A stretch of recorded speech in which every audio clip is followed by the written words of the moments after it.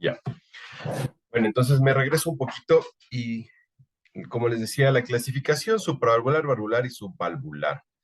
Entonces, lo que más nos atañe a nosotros es la valvular. Ah, podemos encontrarnos con válvulas bicúspides o podemos encontrarnos con tricúspides que tienen degeneración, pero si encontramos más válvulas afectadas, hay que sospechar nosotros de fiebre reumática, porque todavía es prevalente en nuestro país. Cuando son subvalvulares, como decía, el impacto mayor es sobre el ventrículo izquierdo, y generan hipertrofia del ventrículo izquierdo, y esto puede generar alteraciones en el tracto de salida del ventrículo izquierdo y puede manifestarse como síncope. Entonces, la fisiopatología, que aquí es donde básicamente se interrumpió la conexión, nosotros podemos encontrar una sobrecarga crónica de presión. Entonces, eso genera hipertrofia cardíaca, alteración de relajación y aumento de la presión en la aurícula izquierda. Entonces, no hay un buen adecuado paso hacia acá. Entonces, para vencer esa salida, porque lo natural es que la sangre salga del ventrículo izquierdo hacia la aorta, donde empieza a hipertrofiarse el ventrículo. Y al hipertrofiarse el ventrículo, no solamente que aumenta la presión, y eso puede de forma retrógrada hacia la aurícula izquierda, sino que también eh, nos genera alteraciones de la relajación de ese ventrículo. Entonces, como les decía, estos pacientes suelen tener periodos de latencia largos, e- pero cuando inician los síntomas es donde empiezan los problemas, porque el tiempo hacia la muerte suele ser bastante corto. Entonces, cuando hay angina, síncope e insuficiencia cardíaca, el tiempo de vida de esos pacientes ya se acorta, si no hay una resolución pronta de su valvulopatía. ¿Cómo se puede manifestar? Pues de diversas maneras. Esencialmente, nosotros tenemos en el examen físico pulso parvus y tardus tradicionales, que tienen vibraciones sistólicas, tendencia a la presión arterial normal o disminuida por obstrucción del tracto de salida, la presión menos suele ser normal, y nosotros vamos a escuchar, obviamente, soplos eyectivos, soplos sistólicos, ¿cierto? Esto es la tradicional. Eh, inclusive en algunos de estos pacientes se podría escuchar un clic de apertura de la válvula aórtica cuando empieza a hacer la estenosis severa. Pero cuando se va aumentando la severidad de la estenosis, inclusive ese clic sistólico puede desaparecer y solo nos encontramos con el soplo. En el electrocardiograma, pues, ¿qué vamos a ver? Obviamente hipertrofia ventricular izquierda, eso es lo clásico, con patrón de sobrecarga sistólica, que ustedes lo pueden identificar muy bien ahí abajo. Crecimiento de la aurícula izquierda suele implicar que hay una valvulopatía mitral asociada, y estos pacientes suelen requerir cambio valvular doble, aórtico y mitral. Son más complejos de manejar en la terapia intensiva en el postoperatorio. Y los hallazgos a veces no suelen guardar sincronía con la gravedad del problema. Donde sí nos vamos a dar cuenta verdaderamente el problema es en el ecocardiograma, donde vamos a encontrar engrosamiento valvular, calcificaciones, limitaciones de la apertura sistólica, hipertrofia del ventrículo izquierdo, y en el Doppler vamos a ver gradientes de presiones. ¿Cuándo se vuelve muy severa la válvula? Cuando el gradiente medio es mayor a 40 milímetros de mercurio y el área valvular es menos de 1 centímetro cuadrado. Ahora, ¿pero qué es eso de los gradientes? Eso es súper importante que ustedes lo entiendan, porque en el artículo que les voy a dar para el examen habla mucho de los gradientes. Entonces, fíjense acá. No sé si ahí ustedes me pueden ver, pero fíjense claramente en que nosotros tenemos aquí presiones de la aorta en amarillo y tenemos presiones del ventrículo en violeta, ¿cierto? Entonces, el ventrículo tiene que hacer un cierto grado de presión para poder abrir la válvula. Entonces, mientras más presión necesita, esto va creciendo, ¿cierto? Para poder abrir esto. Entonces, este espacio de aquí desde el pico de abrir de la presión en la arteria hasta el pico de presión en el ventrículo es el gradiente, ¿sí? Del que estamos hablando acá. ¿Ok? Entonces, de eso se trata el gradiente. Y obviamente, mientras más pequeñita sea el área donde está el orificio valvular, ¿no es cierto?, más pequeño, ustedes van a ver que la presión que eleva, ¿cierto? Como ayer les hacía el ejemplo de cuando nosotros tenemos una manguera de jardín. cuando nosotros la abrimos al máximo, tiene cierta potencia, pero cuando vamos obstruyendo un poquito, poquito, poquito, el orificio de salida de esa manguera de jardín, la presión va a aumentarse, ¿no es cierto? Y vamos a elevar más allá de donde estaba el chorro de agua. Entonces, esto funciona algo parecido, ¿cierto? Entonces, de ahí nosotros vamos viendo gradientes y presiones como va elevando nuestro paciente, ¿sí? Estos pacientes tienen que además ir a cateterismo cardíaco, ¿sí? Donde aparte de valorar el gradiente entre el ventrículo izquierdo y la aorta, además nos sirve para ver cómo estamos en la circulación coronaria en un paciente que sea candidato a cirugía de corazón. ¿Por qué? Porque si ustedes se fijan en las guías, dice, tales pacientes tienen que ir a cirugía cardíaca. Estos pacientes podrían esperar la cirugía cardíaca, pero podrían operarse si es que tienen alguna otra necesidad de cirugía de intervención en el corazón. Ejemplo, tengo un paciente que tiene una valvulopatía con estenosis aórtica y además tiene una obstrucción de la coronaria de la descendente anterior. Entonces tengo que aprovechar para hacer una intervención, un puente en la ascendente anterior y cambiar la válvula aórtica. Entonces estos pacientes habitualmente tienen que valorarse no solamente la ortografía y el ventriculograma, eh, la ventriculografía, perdón, y, y la ortografía, sino también hacer un barrido de las coronarias para ver si requiere intervención y hacer de una vez con sus puentes coronarios si necesita. Ahora, hay pacientes que tienen bajos flujos y bajos gradientes, ¿sí? Que uno tiene que dilucidar si es candidato o no a cirugía. Por ejemplo, pacientes que tienen un orificio ya chiquitito, menos de 1 centímetro, con gradientes no severos, un gradiente menor de 40, o sea, no hay una gran diferencia, FEBI disminuida y se le hace un ecoestrés de dobutamina. Si estos pacientes disminuye su área valvular con la dobutamina y aumentan los gradientes, tenemos una estenosis aórtica severa de bajo flujo y bajo gradiente. Pues que estos pacientes a veces cuando vienen en falla cardíaca a la unidad podrían empeorar con el uso de dobutamina nosotros empezamos a manejar, tiene estenosis aórtica de bajo flujo, bajo gradiente, damos dobutamina y no mejora nuestra situación, en todo caso empeora, entonces ese paciente podría ser un paciente bajo flujo, bajo gradiente. Ahora, ¿cuál es la tendencia actual? Es obviamente el manejo percutáneo. No solamente en España, como dice ahí, sino en todo el mundo. Ahora la tendencia es hacer cambios valvulares transcatéter sin cirugía abierta cardíaca. En algunos hospitales privados de la ciudad, pues se lo está haciendo con cada vez más frecuencia, pero claro, tiene indicaciones precisas y contraindicaciones. La principal contraindicación es que la válvula esté terriblemente calcificada. En esos pacientes habitualmente no son candidatos para una intervención percutánea. Pero si está hecho bien evaluado por un equipo multidisciplinario, pues una gran opción, y si no tiene que hacerse nada sobre las coronarias especialmente, pues una gran opción hacer un cambio valvular transcatéter. ¿Ok? Que hay unas recomendaciones para cirugía que ustedes ya la van a leer en el artículo que les envío. En la insuficiencia aórtica, que es el otro problema valvular, fíjense que consiste en el reflujo de sangre desde la aorta hacia el ventrículo izquierdo durante la diástole. Entonces, ¿qué sucede? Cuando hay diástole debería cerrarse la válvula y no debería haber flujo regurgitante. Pero como estos pacientes se queda entreabierta, pues lo que va a haber es un flujo regurgitante que regresa al ventrículo izquierdo y esto produce una sobrecarga de volumen en el ventrículo izquierdo. Entonces, ¿cuáles son las causas frecuentes? La principal, la estenosis, la enfermedad valvular calcificada. Entonces, no solamente produce estenosis, sino una doble lesión estenótica y además de insuficiencia. Aquí hay otras causas también que pueden suceder, especialmente también ahora se ve post-TAVI, pues después del cambio valvular transcatéter, pues puede quedar un cierto grado de insuficiencia que va progresando.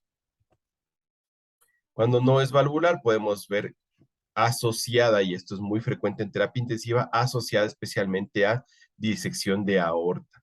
Nosotros estamos escuchando un soplo diastólico, que es de insuficiencia aórtica. En el contexto de un paciente con dolor torácico, cuidado, puede ser una disección de aorta. ¿Ok? Entonces, ¿cuál es la fisiopatología? Ese ventrículo empieza a sobrecargarse, empieza a tener más volumen del que puede manejar. Entonces, hay un aumento de la precarga de qué? Del ventrículo izquierdo, porque tiene una cantidad de sangre que debería haberse ido, pero que se regresa, más lo que le viene de la aurícula izquierda, entonces empieza a sobrecargarse. Entonces, como mecanismo compensatorio empieza a ser una hipertrofia del ventrículo izquierdo, ¿sí? Excéntrica, es decir, hacia afuera, no hacia adentro, ¿sí? Eso aumenta la presión sistólica del ventrículo izquierdo, ¿sí? Y de alguna manera trata de compensar la fracción de eyección. Vamos a ver acá. Fíjense ustedes. Es lo que normalmente sucede. Entonces, yo tengo un volumen telediastólico de 150, un volumen telesistólico de 50, con una fracción de inyección de 67%, muevo 100 mililitros hacia la arteria aorta a través de la válvula con una presión de 120/80. Mi presión telediastólica del ventrículo izquierdo se mantiene más o menos unos 10 milímetros de mercurio. Tengo ya la insuficiencia aórtica, empieza, no, quiere irse 100 mililitros, pero se me regresa una cantidad importante, ya no maneja mi ventrículo 100 mililitros, ahora maneja 200 mililitros y obviamente la presión telediastólica del ventrículo izquierdo empieza a aumentarse, ¿sí? Pues miren cómo ha cambiado mi volumen telediastólico de 150 a 250 y mi volumen telestólico sigue siendo de 50, ¿ok? Con flujo anterogrado de 100, pero me regurgita 100. Pero se mantiene compensada todavía esta situación. Acá ya se empieza a descompensar. Fíjense que el volumen que se maneja es diferente y especialmente la presión telediastólica del ventrículo izquierdo ya se ha duplicado. Entonces ya empezamos a tener fracaso. ¿Por qué? Porque esta presión tiene que ir a algún lado. ¿Y a dónde se va? Hacia la aurícula izquierda. ¿Ok? Entonces igual empieza a tener insuficiencia mitral funcional y de forma retrógrada empieza a afectar la circulación pulmonar. Como vemos acá, en breves rasgos, ya hay una insuficiencia diastólica en estos pacientes, empieza a tener problemas importantes para manejar el volumen, aumenta el volumen del ventrículo izquierdo, aumenta la masa del ventrículo izquierdo y empieza a tener problemas. ¿Por qué? Porque ya no se puede relajar bien, entonces carga menos volumen.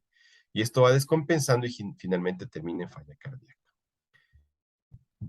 Síntomas cardinales, pues la disnea paroxística nocturna, la ortopnia, el angor, los signos de angina y suele ser habitualmente en la noche. ¿Por qué? Porque baja la frecuencia cardíaca con ritmo circadiano normal, ¿no es cierto?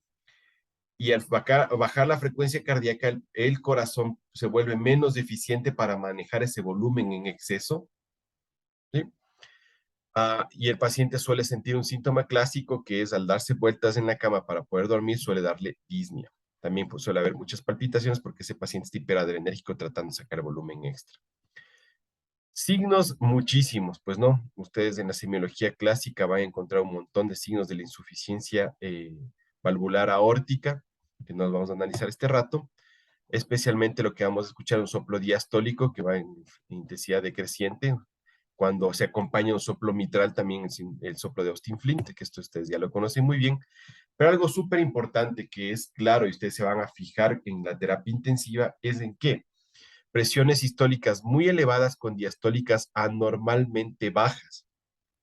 Entonces, cuando ven un paciente que está con presión 180, 190 sistólica, con diastólicas de 60, de 40, entonces, ¿qué suelen decir? Ah, no, ese paciente está séptico porque tiene diferenciales amplios, pero ojo, podría ser que no es sepsis o no es un paciente que está vasodilatado, sino que podría ser un problema de insuficiencia aórtica. Tradicionalmente, la insuficiencia aórtica en la valoración cuando cuando tomamos la presión o más claro se ve cuando nosotros tenemos un catéter intraarterial, vemos que sube, hacen un pico, pero la diástole y la onda dícrata suele ser bien abajo. Entonces eso hay que tomar en cuenta cuando nosotros estamos viendo a los pacientes. Les invito a que ustedes simplemente se fijen en las líneas arteriales de los enfermos y puedan darse cuenta de esta situación. Y les voy a dibujar un paciente que en la línea arterial hace una gran sístole, hay una pendiente de caída y recién la parte dícrota la hace súper abajo, lo que normalmente suelen hacer así. Entonces, este paciente donde la diástole se va súper abajo, hay que sospechar que podría tener un problema de insuficiencia aórtica. ¿Ok?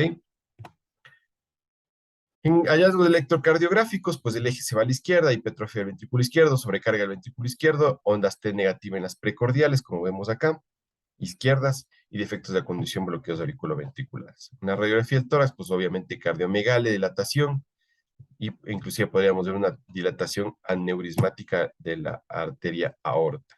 Fundamental hacer un ecocardiograma donde el volumen telediastólico del ventrículo izquierdo y la fracción de eyección es donde van a estar mayor centrados nuestros ojos cuando ya estamos claros que hay un problema de insuficiencia aórtica, pero también es súper importante para evaluar si es que no hay una disección de la aorta, un aneurisma de la aorta, de la arteria aorta, que pueden estar concomitantes y esto es una emergencia, como ustedes saben, quirúrgica.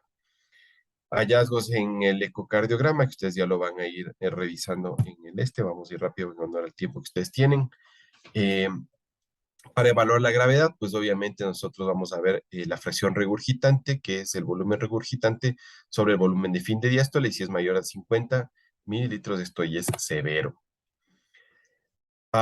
¿Cuáles son los predictores de mala evolución? Pues el tamaño del ventrículo izquierdo, cómo está la fracción de eyección.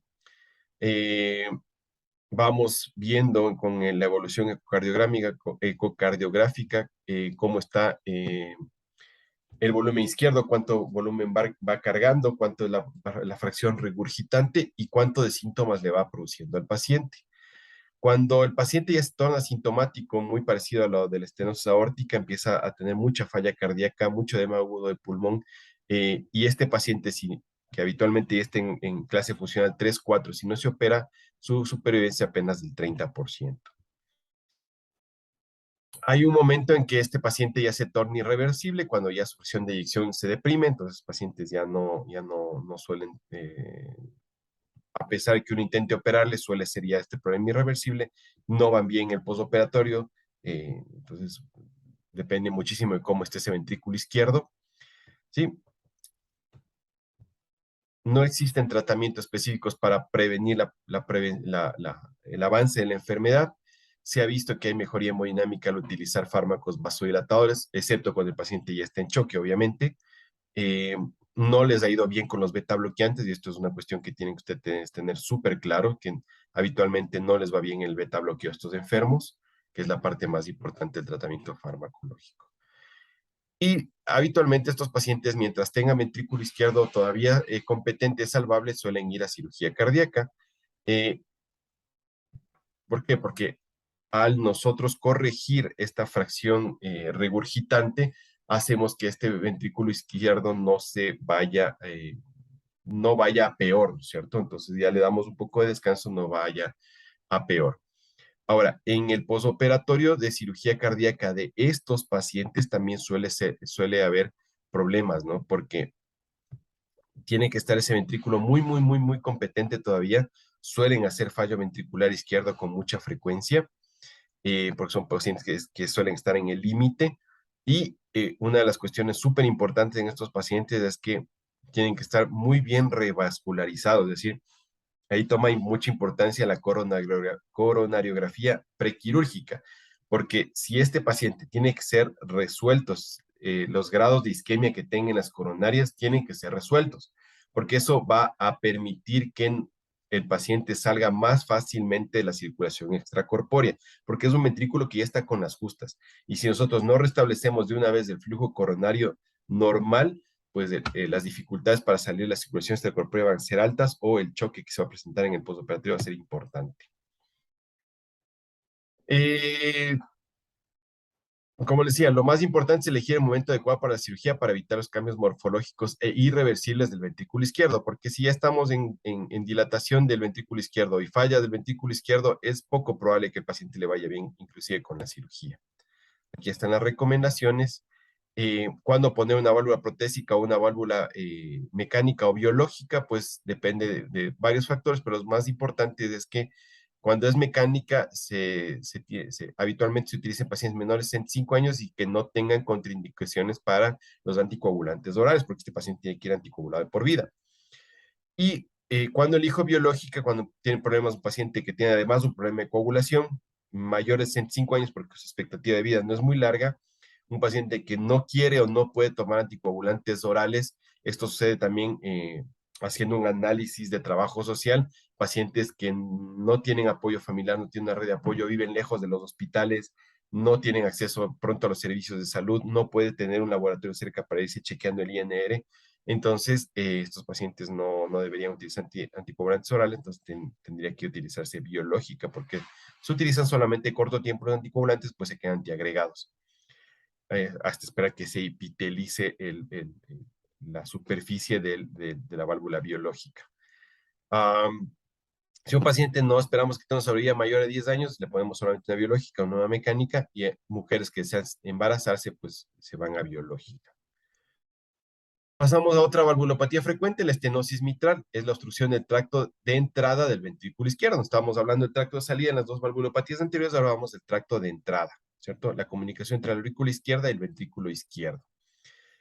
Entonces, en nuestro medio sigue siendo prevalente, desafortunadamente, por las enfermedades reumáticas, ¿cierto? En el primer mundo va desapareciendo un poco esta valvulopatía.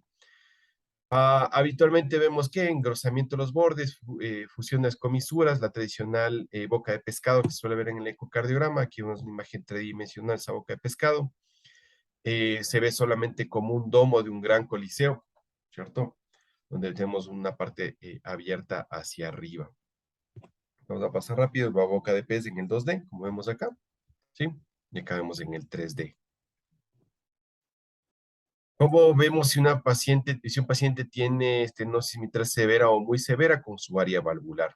Habitualmente con 1 centímetro cuadrado, ya tenemos muy severa, y un gradiente ventricular de 10 milímetros de mercurio. No nos vamos a detener en la parte semiológica. Ustedes saben que los soplos en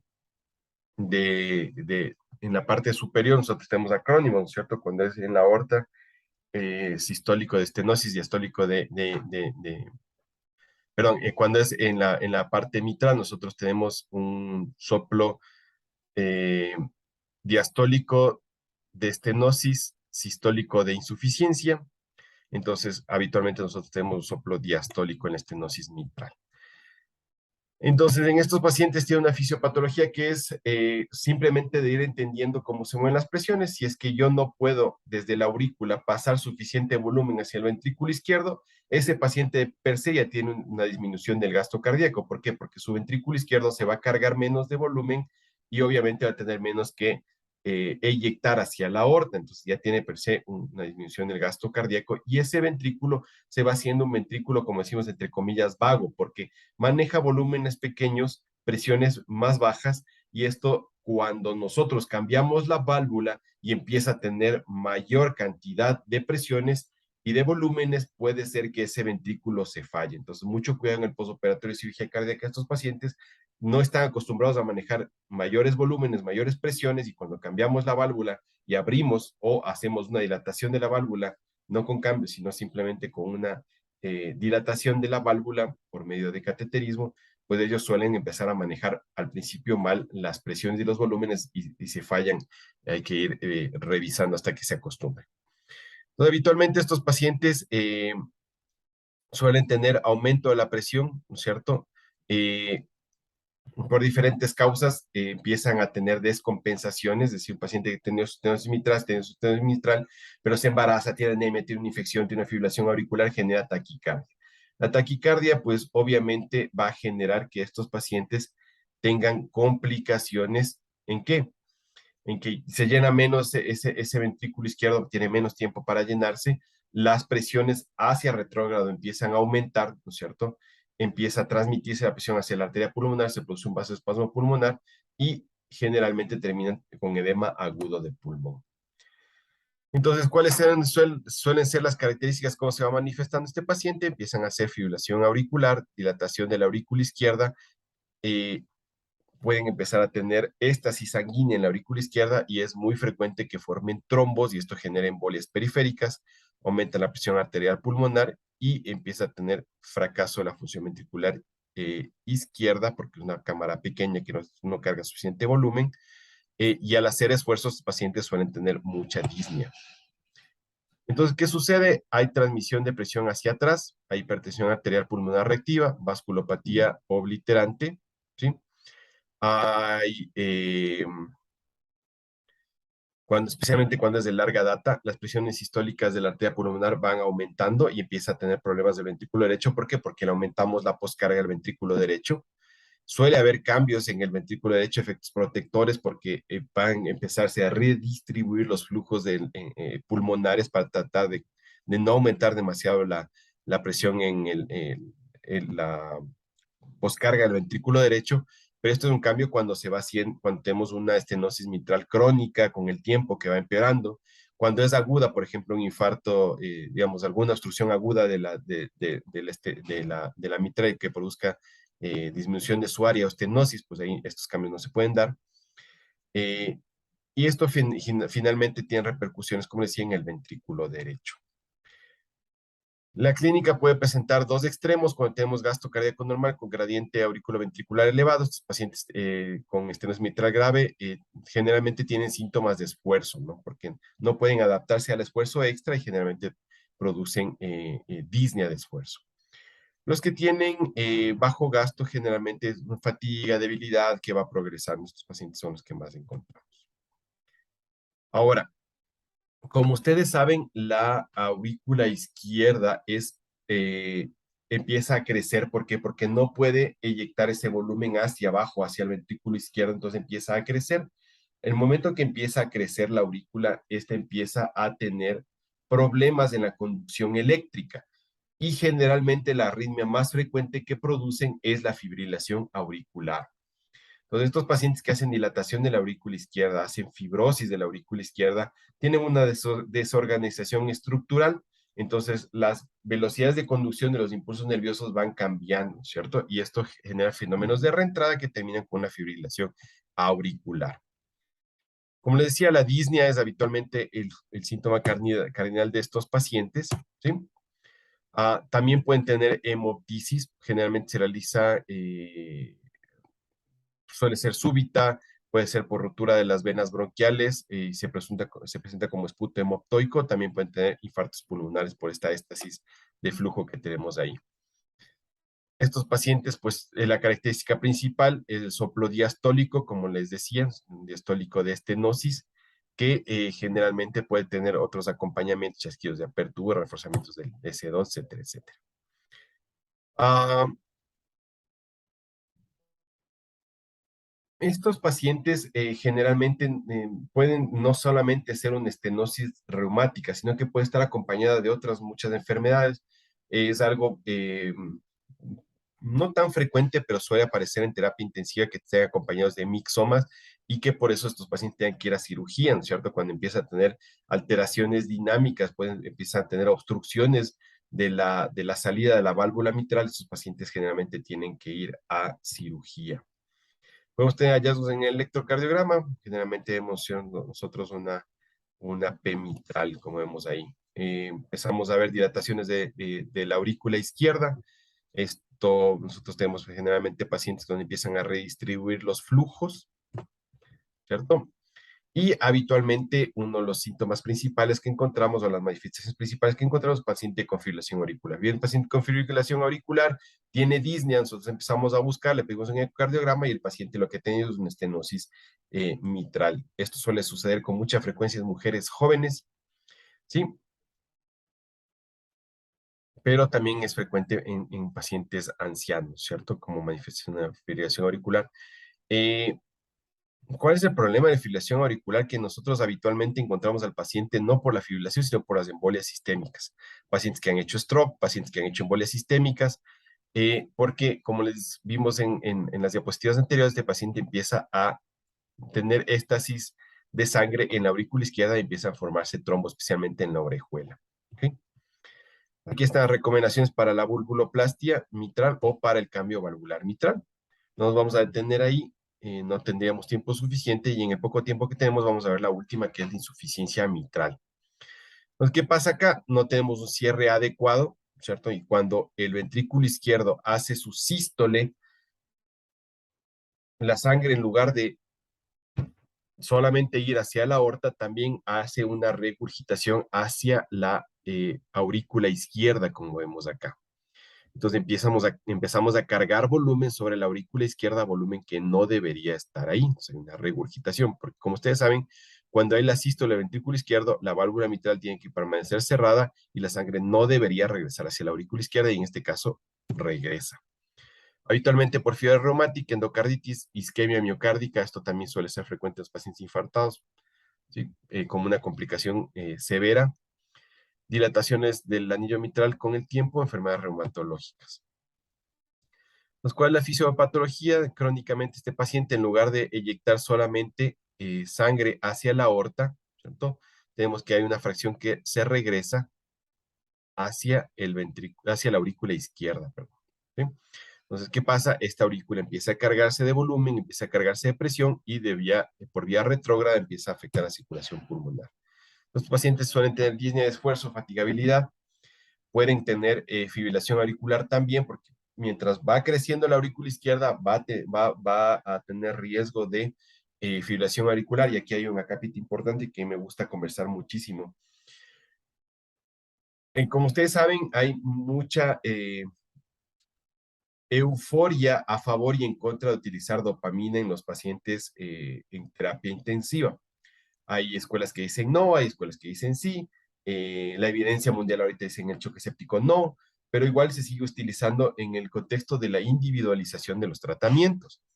Entonces, un consejo práctico es que si ustedes empiezan a tener la facilidad de hacer ecocardiografía y ven que la aurícula izquierda está aumentada de tamaño o tienen un problema de insuficiencia mitral o estenosis mitral y tienen mucho riesgo de que ese paciente tenga arritmias, fibrilación auricular, es preferible no utilizar este tipo de fármacos. ¿Ok? Si ha tomado la decisión de usar, por lo menos fíjense en cómo está la aurícula izquierda y cómo está la válvula mitral, porque si nosotros tenemos una estenosis, insuficiencia mitral o tenemos una aurícula que va aumentando de tamaño, el hecho de que la posibilidad de que me haga fibrilación auricular con la dopamina es bastante alta, entonces hay que tener cuidado. ¿Ok?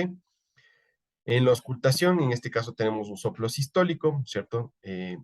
A diferencia del diastólico que teníamos en la estenosis, pues esta es la parte clínica que no vamos a revisar demasiado. Nosotros en el electrocardiograma, pues lo que vamos a ver, ondas P mitral, ondas P pulmonares. Lo más importante acá es, bueno, la parte clínica también vamos a ver signos ya de congestión pulmonar. Como ustedes ya saben, vamos a ver agrandamiento auricular, agrandamiento ventricular y los signos de congestión pulmonar. Las líneas B de Kerley famosas. Ah, esto es algo importante, porque ustedes saben que nosotros podemos tener nuestra insuficiencia mitral porque hay una causa orgánica y la insuficiencia mitral funcional que les he hablado desde la primera clase prácticamente, cuando los flujos empiezan a hacerse retrógrados, las presiones empiezan a aumentar del ventrículo hacia la aurícula, nosotros tenemos que poder diferenciar entre si la insuficiencia mitral es primaria o es secundaria o funcional. Entonces, habitualmente donde tenemos es en el volumen regurgitante, que suele ser mayor en la primaria. La fracción regurgitante suele ser parecida, pero ya no tenemos evaluación de vena contracta ni área de jet. Entonces suele ser la diferencia importante, al igual que el área, ¿no? El área de la válvula. Entonces, eso habitualmente es ecocardiografía avanzada, que le pedimos al cardiólogo que por favor nos valore por completo. Tratamiento médico depende de la situación clínica como ustedes tengan, vasodilatadores y pacientes hipertenso, antagonistas beta, inhibidores de la enzima convertidora de angiotensina, y el diurético es fundamental en estos pacientes. Y el tratamiento quirúrgico no vamos a analizar este rato, ustedes ya lo van a leer para que tengan un conocimiento general de qué paciente se recomienda o no hacer la plastia de la válvula o la cirugía de la válvula. Pero aquí tenemos un pequeño resumen ya para que puedan ir a su clase y dar su examen. Tenemos cuáles son las que habitualmente van hacia tratamiento quirúrgico: la estenosis mitral moderada a severa, sintomática o asintomático, donde yo tengo hipertensión arterial pulmonar, fibrilación auricular. La insuficiencia mitral severa, que sea sintomática o asintomática, que tenga una FEBI reducida, una fibrilación auricular de reciente aparición o hipertensión arterial pulmonar. La estenosis aórtica, un área valvular de menos de 1 y un gradiente más de 40, es decir, sus ventrículos haciendo mucho esfuerzo para sacar para poder sacar la sangre hacia la aorta, o asintomáticos con fiebre reducida, ojo, con estos pacientes que tienen fiebre reducida, hipertensión arterial pulmonar, o que tengan una progresión rápida y grave. Y los pacientes con insuficiencia aórtica severa, los sintomáticos o los asintomáticos con fracción de eyección reducida, recuerden que ese ventrículo izquierdo ya está sufriendo y es muy poco probable que lo podamos sacar en el postoperatorio, dilatación ventricular izquierda, y cuando tienen diámetros T de diastólicos más de 70 milímetros, de telestólicos más de 50 milímetros. Este es un resumen de todos los cuadritos chiquitos que hemos visto. Hasta ahí el asunto de las válvulas. Sé que he estado en una clase bastante rápida, no vamos a salir expertos en válvulas ni nada por el estilo, pero es más o menos un resumen para que vean el impacto que tiene cada una de estas válvulas sobre el ventrículo izquierdo y la falla cardíaca. No sé si hay alguna pregunta o alguna duda.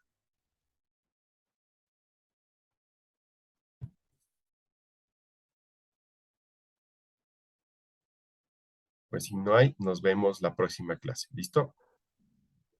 Ya, doc, para hacer una consulta, Dígame. ¿cuántas clases más nos falta? Una, dependencia interventricular. Ok, Entonces ya, nos, doc. nos ponemos de acuerdo en esa y hoy mismo les subo las clases todas las que tenemos y les voy a pasar 4 artículos que necesito que lean. ¿Listo? Ya, doc. Ok, hasta luego. Hasta luego.